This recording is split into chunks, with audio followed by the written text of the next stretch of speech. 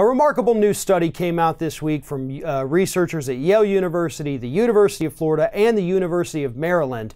And they found that if we switched from our for-profit healthcare system to a Medicare for All system here in the United States, we would save roughly $450 billion per year. Average savings to the American family would be roughly $2,400 per year.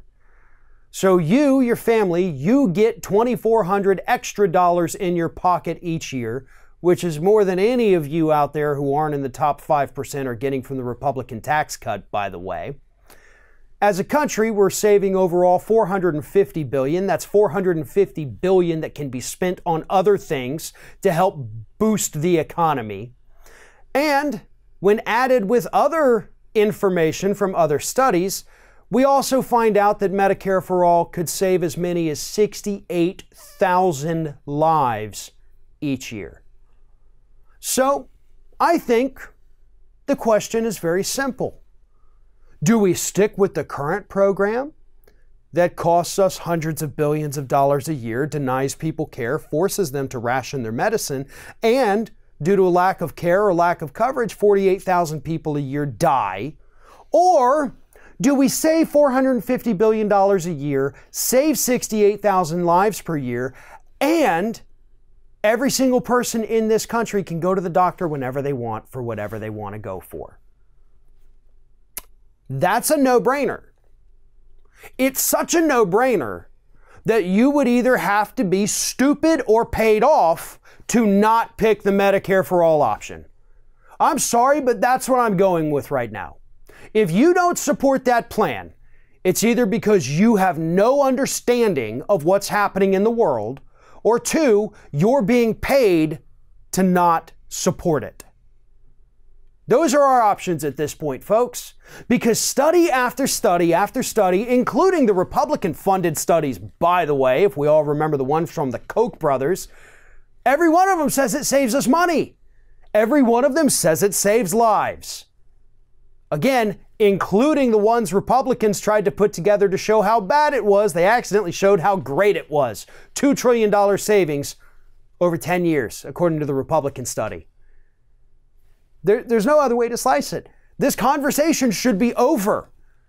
Medicare for All is the only path forward for this country. Now let's address some of the criticisms of Medicare for All real quick, right? Okay, well, we've already addressed the price and the coverage issue because it saves lives and saves money. So those two things are out the window. If you bring those up, you're arguing in bad faith because they've already been disproven. Now, another thing that came up in a recent Democratic debate is, what about all those poor people working in the insurance company, right? Health insurance companies would probably go under, obviously, if we switch to Medicare for All. So what about all those employees? And to that, I have a simple question. What do you think is going to happen with Medicare for All? Who's going to run it? Right? This would have to be a massive nationwide program. There would have to be field offices all over this country. There would have to be a big government agency dealing with this. Who do you think is going to staff it? Do you think they're just going to put out ads on Craigslist and say, hey, want Medicare for All? Come work for us.